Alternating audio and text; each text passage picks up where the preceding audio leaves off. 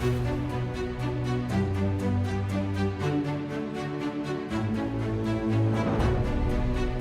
эсэд 2 хөрөнгөөр баталгаажсан үн цасны цан зохиол ажиллагаа албан ёсоор эхлэхэд бэлэн болсон байна. Өнөөдрийн энэ хөрөнгөөр баталгаажсан үн цас бол 2025 оны анхны үн цас болж байна. Сонирхтыг татгууцс нэгэн шинэ бүтээгдэхүүн болж гарч байна гэж бид харж байна. Андратрийн компанийн хувьд бол одоо шинэ бүтээгдэхүүн, сайн бүтээгдэхүүнийг хөрөнгө оруулагч нарт гаргахад мэргэжлийн үйлчилгээ, эрсдлийн үнэлгээ, хөрөнгө оруулагч нарт ямар ашигтай байх талаас нь бол ингээд үйлчлэгийг одоо зохицуулаад үзүүлж байгаа.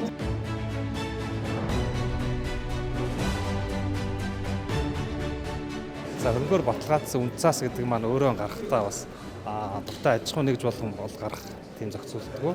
Өөрөөр хэлбэл одоо Орос улс санхүүжилтийн корпорац юм эсвэл тусгай зориултын компани үүсгэн байгуулад улмаар одоо тусгай зориултын компаниа санхүүгийн зохицуулахаар бүртгүүлж тусгай зөвшөөрлөө авдаг ийм зохицуулттай явж байгаа.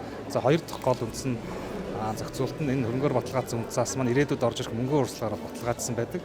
Өөрөөр хэлбэл ирээдүйд одоо эргэн төлөлтөх баталгаа бол харьцангуй өндөртэй, эрсдэл багтай, тогтмол өгөөжтэй ийм бүтээгдэхүүн байгаа. Энэ бол Монголын хөрөнгөний зах зээлд бол шинэ бүтээгдэхүүн илүү хөрөнгө оруулагчдад бол найдвартай гэдэг талаас бол яг харахгүй Монголын хөрөнгөний зах зээлийн чимж явж байгаа юм бүтээгдэхүүн гэж бол хэлж болно.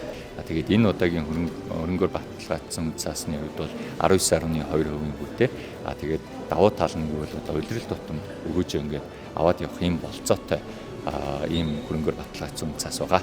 Мэдээж яг эдийн засгийн нөхцөл байдлууд одоо маш юм докторгүй нөхцөл байдалтай байна. За ягаад гэхээр дэлхийн геополитикийн асуудлаас улбаарж байгаа. За мөн одоо бодлогын хүүгээс хамаарж байгаа. Тэгэхээр ийм маш докторгүй орчин дээр бол доктортой өгөөчтэй байх нь өөрөө хөрөнгө оруулагч нарын одоо эрсдлийг нь хамгаалж таны богцтой зайлшгүй байх юм бүтээгдэхүүний нэг хувилбар болж чадж байгаа.